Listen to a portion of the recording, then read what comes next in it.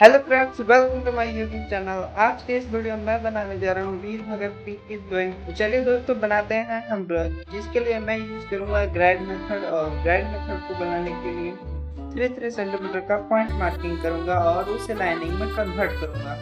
तो चलिए दोस्तों, पहले हम ग्राइड को अच्छे से बना लेते हैं, उसके बाद स्केच को अच्छे से बनाएंगे।